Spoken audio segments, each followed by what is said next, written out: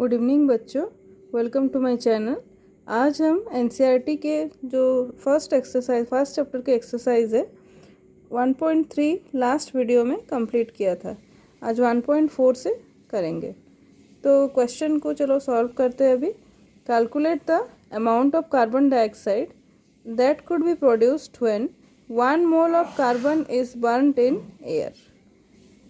C+O2 gives CO2। तो यहाँ पे हो गया 1 mole of carbon reacts with O2 to form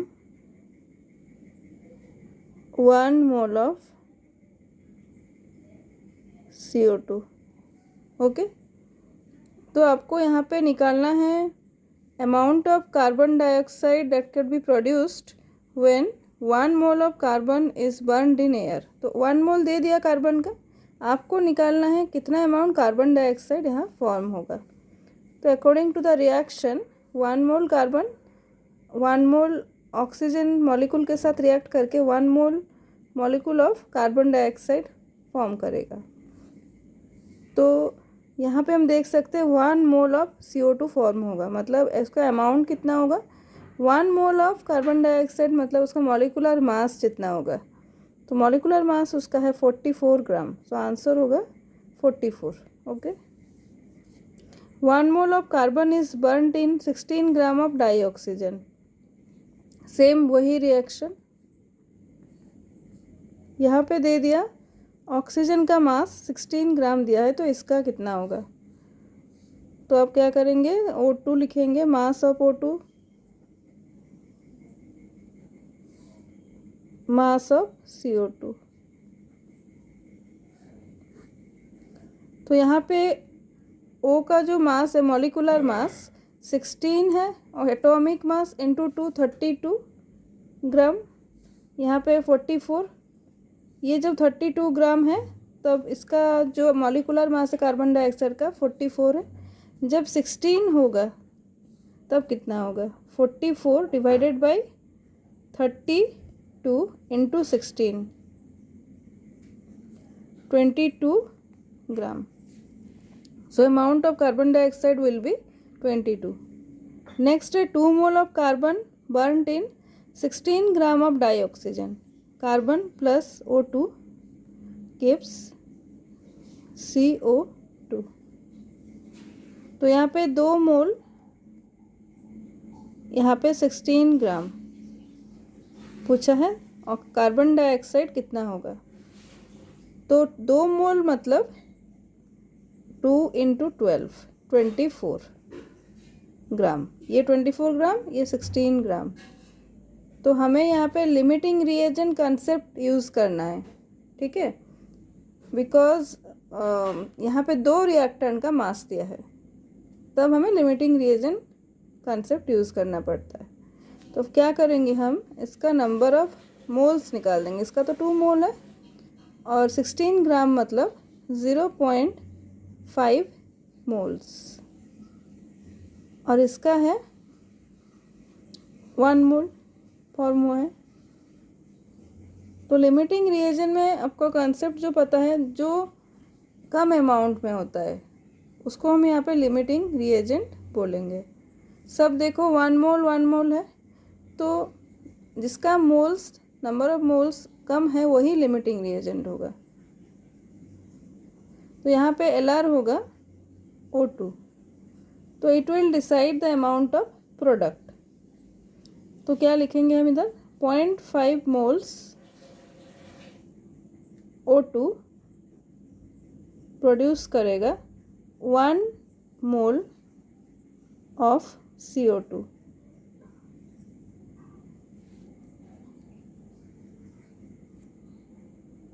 ठीक है,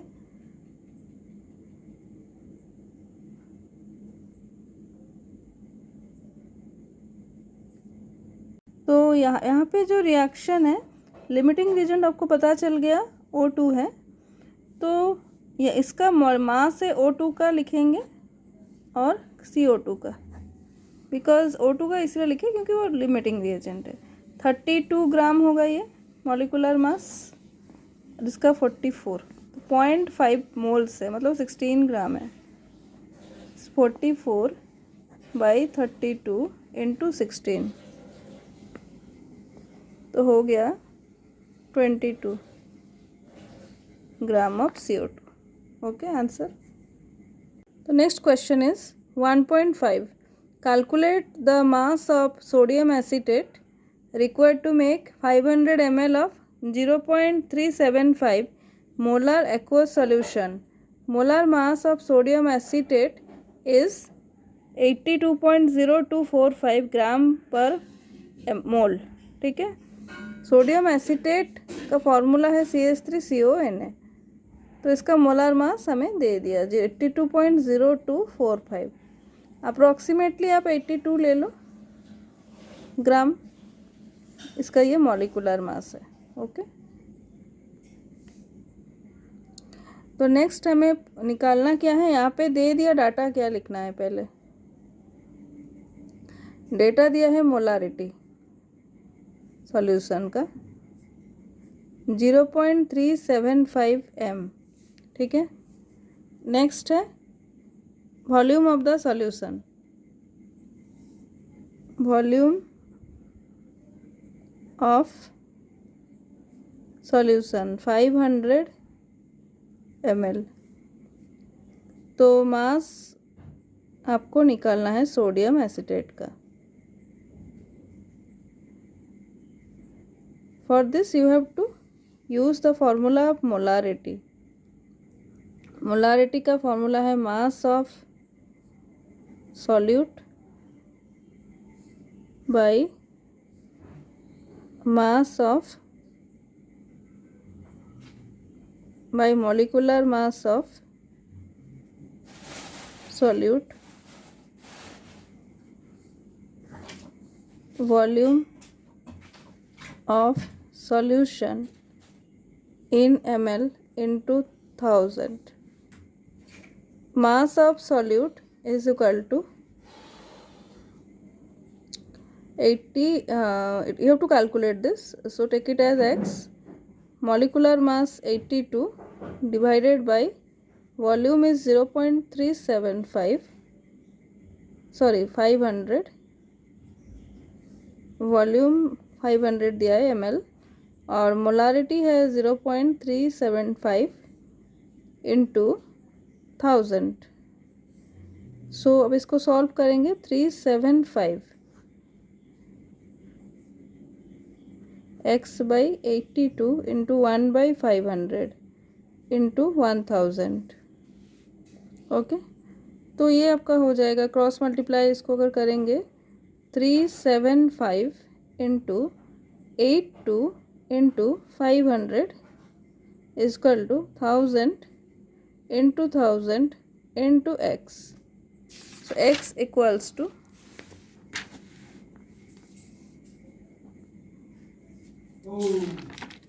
x will be 375 into 82 into 500 by 1000 into 1000।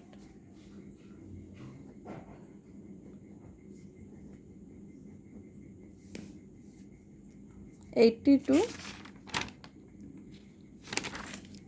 into 500,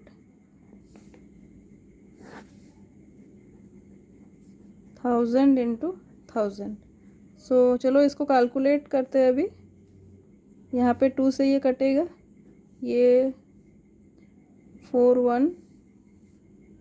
सो आप इसको मल्टीप्लाई कर देते 375 इंटू 41।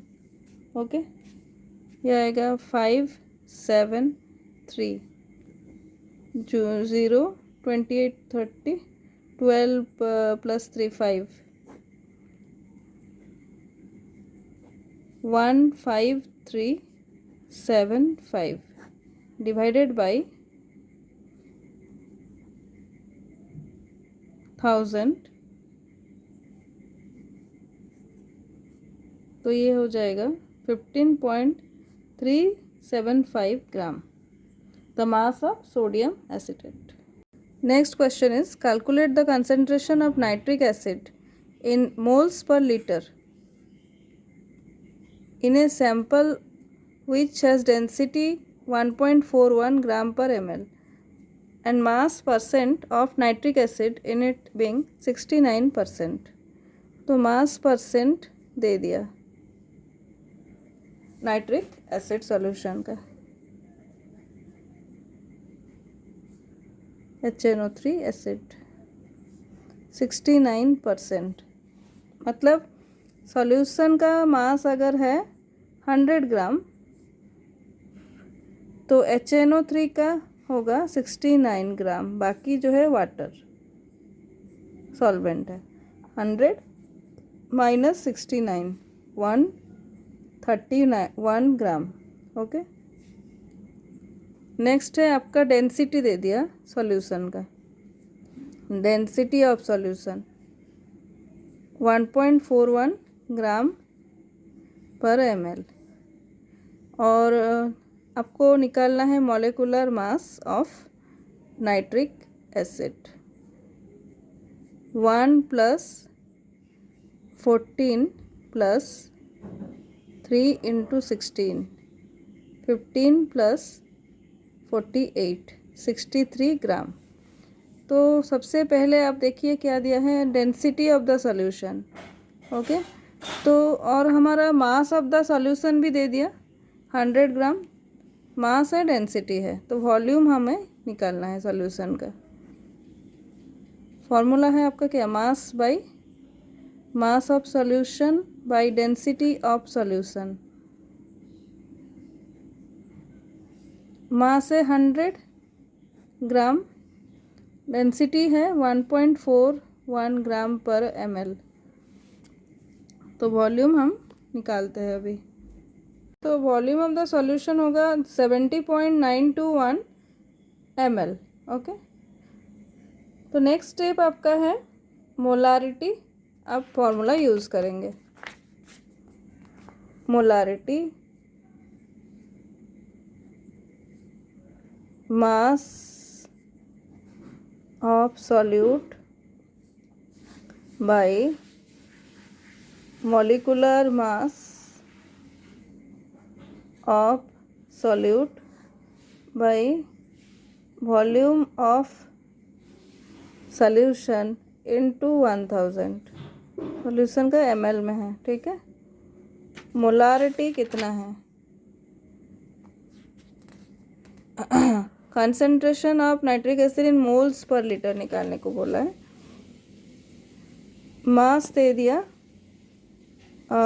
इसका 69, मॉलिक्यूलर मास 63, वॉल्यूम 70.921 इंटू 1000। तो इसको सॉल्व करना पड़ेगा अभी।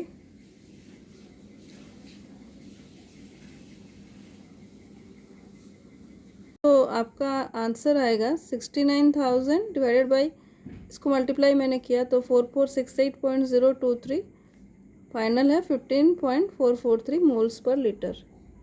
Okay, next question is how much copper can be obtain from 100 gram of copper sulphate. तो 100 ग्राम आपका कॉपर सल्फेट है,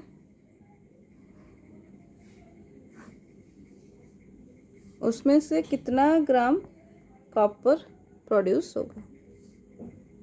कॉपर सल्फेट का पहले हमें मॉलिक्यूलर मास निकालना है 63.5 प्लस 32 4 इंटू 16 63.5 प्लस 32 प्लस 64, तो ये हो जाएगा 5 प्लस 4 9, 5 प्लस 4 9, 9 प्लस 6 तो फिर 159.5 ग्राम। तो ये आपका है molecular mass of copper sulphate, और कॉपर का जो एटॉमिक मास है 63.5। तो आपको निकालना है 100 ग्राम अगर लिए हमने कॉपर सल्फेट तो कितना कॉपर प्रोड्यूस होगा। 63.5 डिवाइडेड बाई 159.5 इंटू 100। तो आप इसको सॉल्व करेंगे तो कॉपर का मास आ जाएगा। ओके, तो इस सीरीज़ को हम कंटिन्यू करेंगे। आपका न्यूमेरिकल्स जितना इस एक्सरसाइज में है। तो बच्चों आज के लिए इतना ही। जो आपका डाउट्स हो आप कमेंट सेक्शन में मुझे पूछ सकते हैं। धन्यवाद।